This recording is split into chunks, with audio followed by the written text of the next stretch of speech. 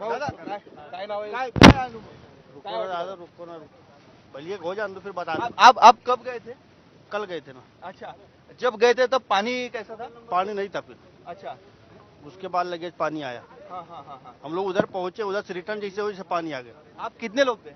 हम ये 4 जन थे और उसके बाद में और वो उधर है अच्छा, तो ये 14 जन। कहाँ से आप किस लिए गए थे? हम भी वैसे ही गए थे, थोड़ा मच्छी पकड़ने, टाइम पास करने। तो इधर से गए, 5-10 मिनट रुके, उधर लगेज पानी चालू हो गया। हमेशा जाते हो आप? नहीं, हम कभी कभी आते। हाँ, कभी कभी आते, हम बार बार नहीं आते। और कितने लोग हैं वहाँ पे? अभी 15 लोग टोटल थे, जिसमें से हम 5 लोग आ गए, 10 लोग अभी है उधर। आपण बघतोय यांची प्रतिक्रिया जाणून घेतली आपण।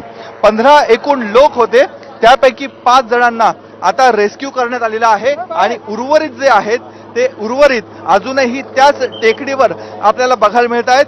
हेलिकॉप्टर पुन्हा एकदा त्याच टेकडीवर गेलेला आहे आणि या उरलेल्या 10 जणांचं आता रेस्क्यू करण्याचं काम देखील सुरू होत आहे। आपण बघतोय हळूहळू जे हेलिकॉप्टर तिथे टेकडीवर गेलेले ते लँड होत आहे आणि ते लँड झाल्यानंतर आता जसे 5 जणांना आणण्यात आलं तसेच 5 ते 6 जणांना हेलिकॉप्टरमध्ये बसवण्यात येईल आणि नदीच्या या तीरावर आणलं जाणार आहे।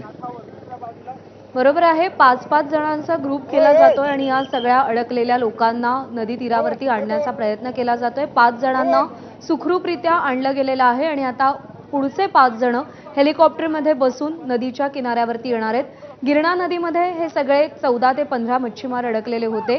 ज्यावेळी ते मच्छीमारी करण्यासाठी नदीमध्ये गेले त्यावेळी पाणी तेवढं नव्हतं, पण त्यानंतर पाण्याची पातळी अचानक वाढली आणि त्यांचे परतीचे मार्ग बंद झाले आणि त्यामध्येच ते त्या एका छोट्याशा खडकावरती टेकडीवरती अडकून पडले।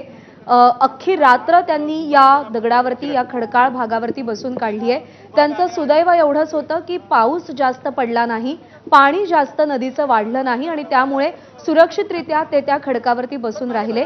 पण सगळ्यात महत्त्वाचा मुद्दा होता